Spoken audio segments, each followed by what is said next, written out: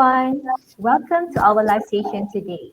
My name is No Atika. I am audiologist from 20dB Hearing and I'm your host for today. Today we would like to talk about the interesting topic of hearing loss and balance. As many of us may know, our ability to hear and maintain balance are crucial aspects of our daily life. Any disruption in this function can have a significant impact on our overall well-being. So please sit back, relax, and join us in this sharing session about the topic of hearing loss and balance. Before we begin our live session today, it is my pleasure to introduce to all of you our speakers for today.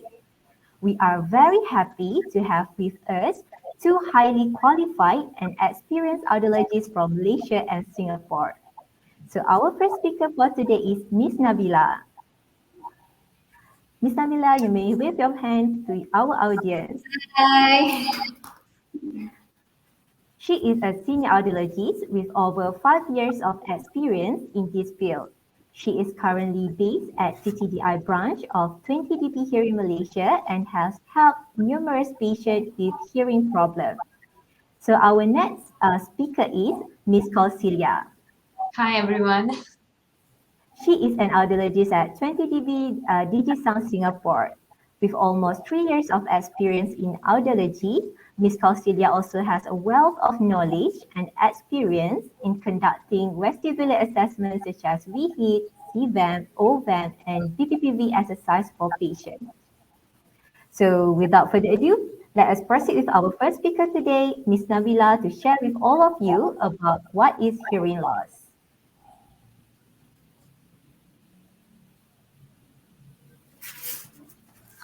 Okay.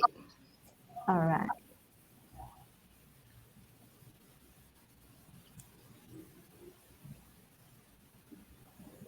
All right. So thank you, Afika. All right. Hi and Assalamualaikum to all of you. So my name is Nurul Nabila binti Ismail and I am the audiologist at 20dB Hearing, Taman Tun. So today I would like to share to all of you about a hearing loss. So actually, a hearing loss is when the ability for you to hear is reduced and not able to hear well as someone with normal hearing. So hearing loss, according to Deafness and Statistics, more than 1.5 billion people worldwide are currently affected by hearing loss in at least one of the year. And hearing loss also is the second most prevalent cause of living with a disability after depression. And according to WHO 2022, an estimated 700 million people worldwide will be affected by disabling of hearing loss by 2050. So this is the anatomy of the ear. Actually, we have three parts of ear consist of our outer ear, middle ear, and also our inner ear. Outer ear consists with our pinna. This is pinna structure and our ear canal, or we call it as external acoustic meatus. And then next we have middle ear, which is the area behind the tympanic membrane. This is the tympanic membrane. This is the three bones, which are the three smallest bone in our body. We call them ossicles, or also known as malleus, incus, and stapes. And next we have the inner ear structures, consists of semicircular canals, our cochlea, and our nerve. And also this structure of this part also is the hearing and balance apparatus. Next, we have types of hearing loss. Usually there are three common types of hearing loss, which are the conductive hearing loss, and we have sensory neural hearing loss, and we have mixed hearing loss. For your information, conductive hearing loss is usually a temporary hearing loss whereby sound cannot go in due to some obstructions that cause the sound cannot go into the inner ear. And then usually the management for conductive hearing loss could be ongoing monitoring, or maybe you need some hearing aid amplification. And also bone anchored, or you may maybe you need bone anchored or bone conduction amplification devices. Other than that, for the sensory neural hearing loss, usually we call it as a permanent hearing loss. So these sensory neural loss usually due to the inner part of the ear. And for the mixed hearing loss, usually is the combination between conductive and also sensory neural hearing loss. Next, we have degree of hearing loss. So whenever you go check your ears, right, with your audiologist, so they will provide you this kind of audiogram. So from here, you will know the level of your hearing loss. So there's a few stages of hearing loss over here, starting from normal hearing loss. Normal hearing loss is when the response is between 20 decibel and lower than that. 20 up to the 0 decibel, and then usually there's no perceive of hearing loss symptoms. But when the response start in between of 25 decibel to 45 decibel, it indicates of mild hearing loss. And then from 50 to 65, it indicates moderate hearing loss. And then from 70 to 90, it indicates severe hearing loss. And if the response is low or in between 95 and below, which is up to 120 decibel, it is indicate profound hearing loss. So for your information, if the response is lies between 25 to 45, which indicate the mild hearing loss, usually the problem is difficulties in hearing and understanding quiet or soft conversation, especially at noisy situation. Example like restaurant or classroom. And then for moderate hearing loss in between 50 decibel to 65 decibel, this patient or this client could have difficulties in understanding speech, or maybe they need to higher up the volume of TV or a radio. Let's say the response is between 70 to 90. It is considered severe hearing loss. So for these cases, usually speech has to be louder than normal. You maybe need to shout, or maybe you need to raise your voice higher than normal. And for these cases, usually they had to follow a group conversation and always need repetitions. And if the response is 95 up to 120 decibel, usually it's very hard for this patient to follow up a conversation, and they usually respond to only loud sound. Next, this is a common causes of a hearing loss. So we have a common causes for conductive hearing loss, which are otitis media, or we known as ear infections.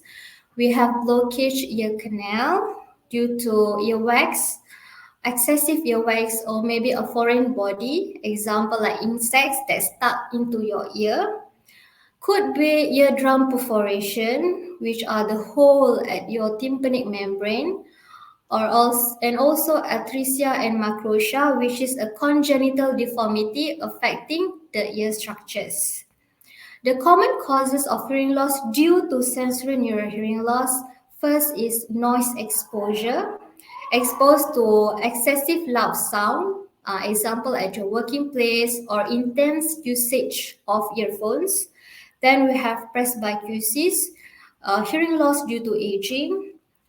Ototoxicity, hearing loss due to medicine. Certain medicine can cause a hearing loss, example like gentamicin or any chemotherapy drugs like cisplatin. And then we have acoustic neuroma, usually known as vestibular schwannoma, which a tumor that grows in the inner ear that can affect hearing and balance. And the common causes of hearing loss for mixed hearing loss usually is a head trauma or combination of conductive and sensory neural hearing loss.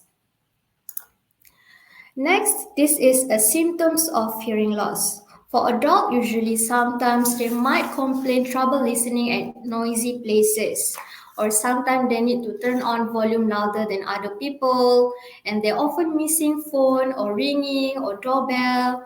And then listening fatigue, which is very tired after attending a social event, or some people they avoid of social situations. Symptom hearing loss for children. Number one could be slow development of speech than their peers.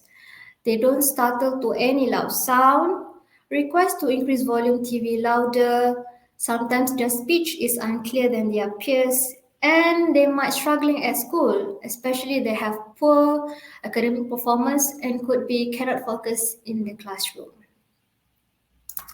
Okay, that's all for today. Thank you so much. Thank you very much, Ms. Nabila, for the valuable input about hearing loss. I believe now all of you might have a clear idea about what hearing loss is. So from what have been presented by Ms. Nabila just now, we can see there are several types, degree, causes, and symptoms of hearing loss. So hearing loss is a prevalent issue that can have a significant impact on our quality of life and affect our ability to communicate and participate in daily activities. Okay, so next, let us proceed with our second speaker for today, Ms. Kausalya, to share with our audience about how hearing loss is related to balance.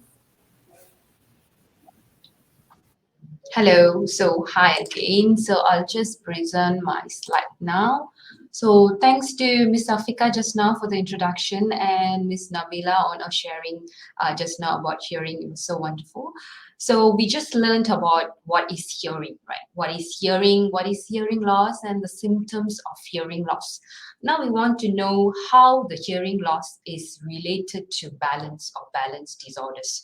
We know both the hearing and balance are both two sensory systems, right? So we want to learn how both the systems are related to each other.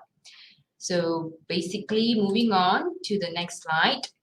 So yeah, hearing system, or what we call as auditory system, is a system that sends sounds, right? So it's very straightforward. As for balance, or what we call as vestibular system, is something is important for us to sense our balance, to maintain our balance, to orient ourselves in space. Just like hearing helps us to localize the sound, locate the sound, to basically help us to be able to communicate, right? So just like hearing, balance is also a sense that helps us to maintain our balance in space or orient ourselves in space. So looking at this diagram here that is attached here, right? Just like how Miss Nabila have just explained, right? Our ears have three parts, just from the outer part, from the outer ear, and then we go to the canal and up to the drum. We call it outer ear, and then outer ear. After the outer ear, we have the middle ear, where we have the smallest bones. So that's the part we call as middle ear. After that is the part that we are actually focusing today, is the inner part of our ear, or the inner ear, which is shaded in green color here. So when we focus to the green color part, right? So when we zoom into the green color part, we actually have cochlea here, the one that looks like a coiled structure, right? It's cochlea, we call it, and that's the sensory organ for hearing. Because we know hearing system is a sensory system. So for the system, we need an organ. So we have cochlea as a sensory organ for hearing, just like how Ms. Nabila have just explained. So for balance, it's a system also, right? So we do need a sensory organ to actually sense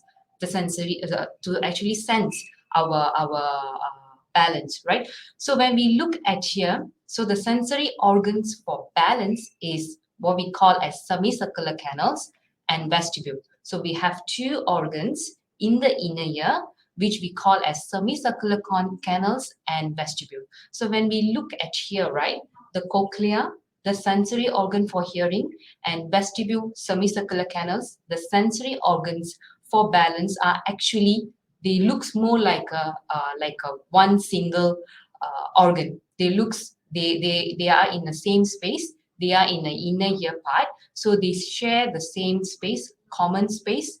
So they are located at the same area, right? So if there is any issue in one organ or in one sensory part, of course there might be the other part or other sensory organ might be affected as well. So by saying that they are already in the same area, we also must mention that there's this fluid.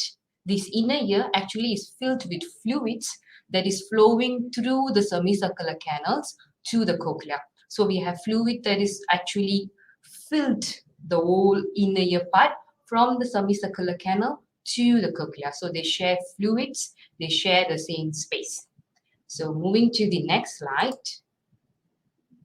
Okay, so we just further look into the organs and how they actually function differently to actually maintain our posture, to actually to maintain our balance in space, right? So just like how we said just now, we have semicircular canals. Okay, we do have 3 organs just below at the semicircular canal. Sorry for that. Okay, just at the bottom of each semicircular canals, we have 3 organs that will help us to sense the rotation of our head. Okay, later we will see how it helps. So we have 3 organs at the bottom of each semicircular canal, and then 2 more organs at the vestibule area. So we have semicircular canals and vestibule, 3 organs at semicircular canal, and 2 organ at vestibule. So those 2 organs at vestibule will actually help us to sense static head position and linear motion of the head. So later we will see what is static head position and linear motions, right? And of course, cochlea at the top, at the bottom part will help to sense the hearing. So to further break down this, when we look at the semicircular canals, right, like I said, we have 3 organs at the semicircular canal. I've actually shaded here as orange color. Okay, this part here, the orange color, are the 3 organs that will help us to maintain or to send information to our brain about our head position, especially as rotations. So when we move our ears, our head this way, or this way, or this way, these are the sensory organ will help to sense the information and send the information to our brain. So another 2 more organs are located at vestibules, right? So we shaded it as blue color here. Okay, so this organ will sense linear motion or static head motion, or also acceleration of our head. So for example, when you tilt your head towards the left side, right? Like remember we have mentioned that there is fluid around this area, right? So when you tilt your head to one side, this fluid will move to the opposite direction. So when you tilt your head to the left side, the fluid is actually moving to the right side. So this motion of the fluid will actually stimulate the nerve and will cause the nerve to fire information to our brain on our position, our head position, or on our body position. Okay, so moving on. So just like we have explained, we have 5 organs that is important for balance on each side. So 3 in the semicircular canal, 2 in the vestibule. So this side we have 5 sensory organs for balance for each head position and body position, and the other side we have another 5 sensory organs as well. So what will happen when you move or when you tilt your head, when you move your head in rotation position, these 5 sensory organs will actually integrate with each other. That means they communicate with each other, and then they send information to our brain about our body position or our head position. So this is where it's located, the inner ear part, right? Okay, so moving to the next slide. So now we know that there is this balance system that is actually help us to orient ourselves in space. And we have this hearing system that help us to sense hearing. And how does it interconnected? How does it work together? So it's very obvious if we follow through our presentation just now, it's very obvious that they're actually in a in a common space, they are in the same space. They also share the fluid from the semicircular canal to the cochlea. So if there is any issue in one organ, the other organ might be affected as well. So why we say this? So here is a diagram attached, right? A picture attached here. When you look at this picture, there is this cochlea, the snail-like structure, the sensory structure for hearing, and then we have the semicircular canals and vestibule at the top area here. So both of this sensory organ is actually innervated by the same nerve, which we call as vestibular cochlear nerve. So these nerve will carry information from both the sensory organs, from the hearing sensory, from the balance sensory. These nerve will bring the information to our brain. So if there is a pathology on the nerve, like how Ms. Nabila have explained about the tumors, right? If you have a tumor in the auditory nerve, it's going to affect both the sensory functions. Okay. And moving on, this is the diagram here is actually showing the development of our ear.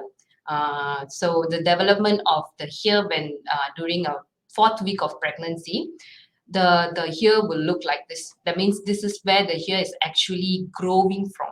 This is what we call as common cavity. So the ear will actually grow from the common cavity, and on the 8th week, the ear will look like this, where we already have developed the cochlea, developed the balanced sensory organs. So they will develop together from the same origin, which we call as common cavity. So when they come from same origin, if there is a single gene mutation, so the mutation gonna affect both the sensory part, right? So the last thing before we sum up everything, we would just like to emphasize on those similar things can cause hearing and vestibular or balance disorders. Okay, just like how we have just explained, inherited mutations like gene mutations can affect both the balance and hearing sensory. So next is ototoxic drugs. Yes, just like Ms. Nabila explained, we have antibiotics which can be very ototoxins, which can affect the sensory cells, or what we call as the hair cells of each the sensory organs. So both cochlea and the semicircular canals have their sensory cells which could be affected by ototoxic drugs like gentamicin and streptomycins. And we still do have a lot of unknown ototoxins which we might need to explore more. And we all agree that prolonged exposure to loud or intense noise can actually cause hearing loss. But there are emerging studies stating that during the sound. And then microbial infections such as CMV and meningitis also can affect both your hearing and your balance sensory nerves. And then aging is something we all agree. The fact that aging affects your hearing, it's something that we all agree to. So same thing, it can cause the balance disorientation as well for elderly peoples. So hearing loss that is caused by aging is called as presbycusis, and balance loss caused by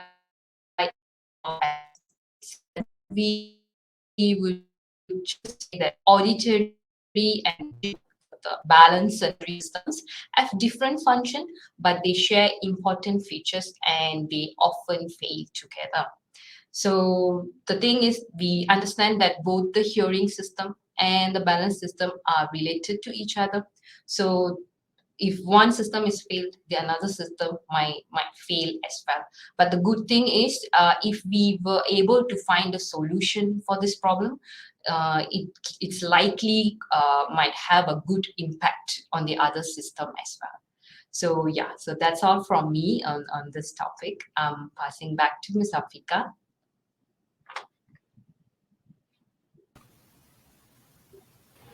Thank you, Ms. Kausalya, for your insightful input regarding the relationship between the hearing loss and balance.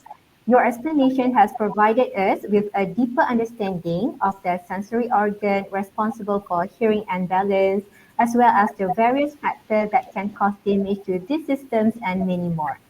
So now we have finished the discussion session with our audiologist. So let us move on to addressing some of the common questions that are frequently asked about hearing loss and balance. So we start to giving the question to our first speaker first, Miss Nabila. Okay, so as mentioned by Ms. Nabila before, over 1.5 billion people worldwide are affected by hearing loss in at least 1 year. Okay, so this is a concerning issue as the numbering continues to increase each year. So as an audiologist, could you please share with us whether it's possible to prevent hearing loss? And additionally, what effective prevention strategies would you suggest helping reduce the impact of hearing loss? Okay, actually, hearing loss can be prevented. So there's a few two things that I can share today, which is number one, probably don't use a cotton bud to clean your ears. All right, because of why using a cotton bud can damage your eardrum and can cause the earwax to go deeper into the ear. So when the earwax go deeper into the ear, then the earwax can get stuck and you might have a hearing loss. Okay. Number two is using an ear protection, especially example like earplugs or maybe an earmuffs when you expose to loud sound or loud noise, especially when you at your workplace, right? You're exposed to a very loud sound. You need to protect your ear, otherwise, eventually you might have a hearing loss. And please get your ear checked. Okay.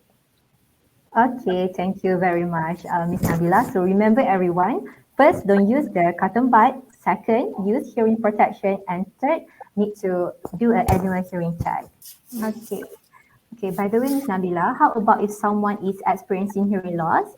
What steps should they take to address it and improve their hearing ability? So let's say, based off my explanation just now, if you have a symptom of hearing loss, right? If you think that you suspect of hearing loss, I think better you get your ear checked. You can go to the hearing center or hospital that provide the ear checkup, and then don't wait until your hearing getting worsened. If you think you have suspect or you notice of the symptom of the hearing loss, don't waste your time. Just go to check your ears. Also, no harm for you to check your ears, and then get your ear checked at least annually checkup. Uh, yes. All right. Okay, thank you very much, Ms. Nabila, for answering the questions. So now let's proceed with question to Ms. Kausilya. Okay, Ms. Kausilya, aside from medical treatment, is there any lifestyle modification or habits that individuals can adopt to help prevent balance disorder from occurring or progressing? Okay, for balance disorders, right, because they might have different symptoms. So, especially for spinning sensations or symptoms as those, one can actually modify their diet. They might need to reduce the intake of salt, and hydration is key. They might need to hydrate themselves, and yeah, they need to take a balanced diet, lah, I would say. Yes. And also some says that physical exercises such as yoga, tai chi might help to suppress the symptoms as well. Okay, thank you very much, Ms. Kausilya, for highlighting it. So by making simple changes such as balanced diet and also physical exercise, we can take active steps towards promoting good balance and avoiding the potential negative effects of balance disorder. Okay, by the way, Ms. Kausilya, how about the physical therapy? Can physical therapy be used to treat balance disorder, and to what extent can physical therapy effectively treat it? Okay, if you ask me if physical therapies or physical exercise help to treat the balance disorder, I believe it may not treat the balance disorder completely, because when we say balance disorder, it's like very, very broad. There are many types of balance disorders, right? But if we say it may treat the symptoms or suppress the symptom, it may be true. So like I said, the spinning sensation, dizziness or vertigo, right? So those symptoms can be suppressed by physical exercises. Yeah. So it may not treat the balance disorder completely, and it's merely depend on what type of balance disorder it is. Mm. All right. Okay. Thank you very much. Thank you very much for both of you for the great answer. Hopefully, it can give a deeper and better understanding to the audience. So now we are at the corner of the end. So before we end our live session for today, is there any advice from Miss Nabila or Miss Kausilia to our audience for today? Okay, for my side, maybe you may come to our center to get your ear checked. You can go to the nearest center at your house. So, as we, as an audiologist, will help you to do the necessary hearing test and provide management according your problem. Yeah, I totally agree to that. We need to, always need to check our hearing first if we have any, suspect that we have hearing loss or what, right?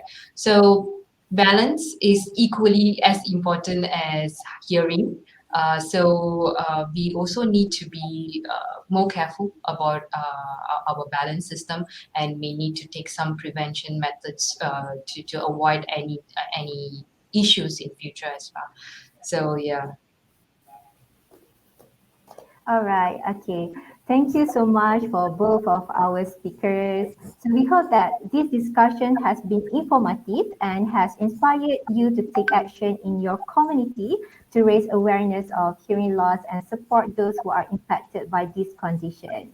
Please feel free to reach out or contact us if you have any questions or concern. So thank you everyone for joining us today. Bye. Thank Bye. you for Thank you. joining. Bye bye.